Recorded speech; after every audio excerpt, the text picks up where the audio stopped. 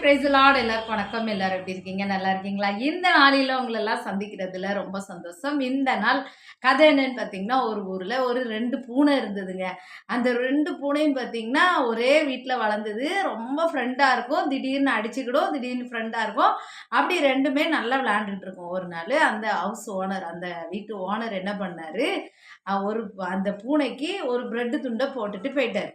உடனே அந்த பூனை என்ன பண்ணுச்சு, இந்த பிரெட் எனக்கு தான் அப்படின்னுச்சு. இன்னொரு பூனை இது எனக்கு தான் அப்படின்னுச்சு. 2 பேரும் சண்டை போட்டுட்டே இருந்தாங்க. அப்படியே சண்டை போட்டுட்டே வெளிய வரைக்கும் சண்டை போட்டு வந்துட்டாங்க.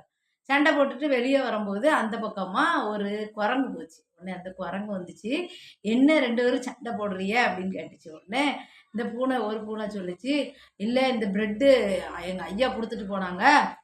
இது எனக்கு தான் அப்படின்னு சொன்னா, அவன் எனக்கு தாங்க. இது எனக்கு தான்னு சொன்னா, நான் எனக்கு தான்னுட்டு 2 பேருமா சண்டை போட்டுட்டு இருக்கோம்.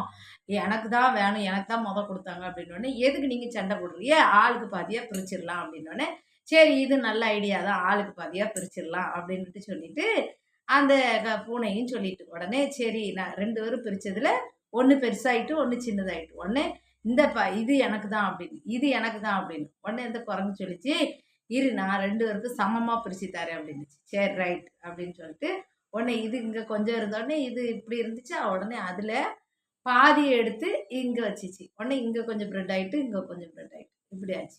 திருப்பி மறுபடியும் அதுல பெருசா இருந்துச்சு. உடனே இது என்ன செஞ்சுச்சு, அந்த பாதியில கொஞ்சத்த எடுத்து குரங்கு இப்படி கடிச்சு, இதுல கொஞ்சம் வந்துட்டு, இதுல கொஞ்சம் வந்துட்டு கரெக்டா இருக்கா அப்படின்னோடனே, இல்ல இல்ல இதுல பெருசா இருக்கு. அந்த மீதி வச்ச பிரெட்ட அந்த குரங்கு தின்றும். திருப்பி பார்த்துச்சு, திருப்பி பிச்சு எடுத்துச்சு.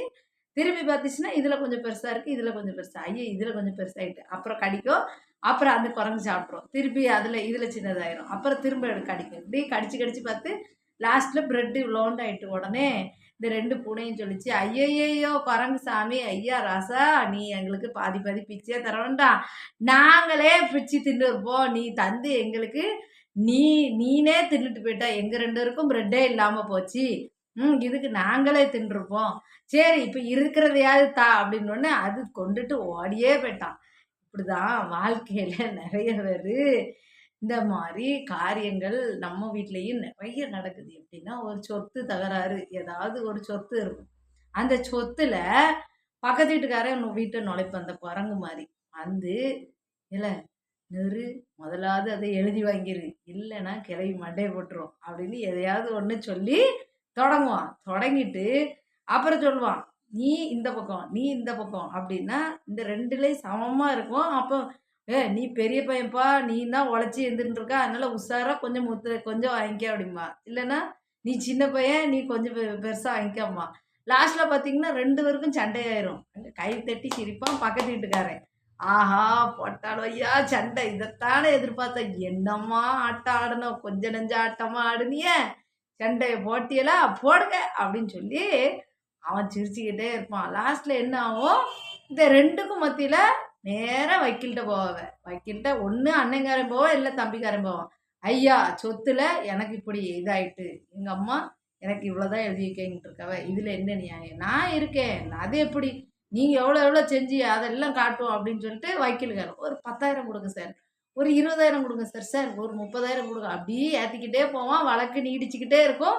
காசெல்லாம் எங்க போவோம்? இந்த குரங்குக்கு போன மாதிரி வக்கீல் கிட்ட தான் போவோம். அதனால நல்ல ஞானமா இருங்க. யாருமே அடுத்தவங்க சொல்ல கேட்காதீங்க. சரியா? இவன் அப்படி சொன்னான், அது இப்படி சொன்னான், இது இப்படி நடந்துச்சு, அது எப்படி நடந்துச்சு. உங்களுக்குள்ள நல்ல ஒற்றுமையா தானே இருந்தீங்க. அதே போல ஒற்றுமையா இருங்க. தம்பி இதை வச்சிருக்கியா? அதை வச்சுக்க. அண்ணன் இதை வச்சிருக்கியா? வச்சுக்க. அப்படி சொல்லி நம்ம பிரிச்சு அப்படிதான் இருக்கணும். சும்மா அப்ப அடிச்சோம், மிதிச்சோம்.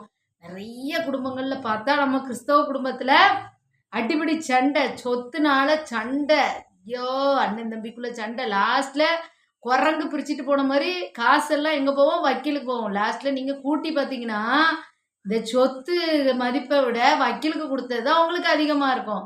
அதனால கெர்ச்சிக்கிற சிங்கம் போல பிசாசானவன் எவனை விழுங்கலாமோன்னு வகை தேடி சுற்றி திரிவானன்னு வாசனை இருக்கு. ஐயா, இந்த பிசாசு எந்த ரூபத்திலேயாவது எப்படியாவது வந்து சண்டை உண்டாக்கணும்னு இருக்கும். அதுக்கு வந்து நீங்க இடம் கொடுத்துறாதீங்க. சரியா?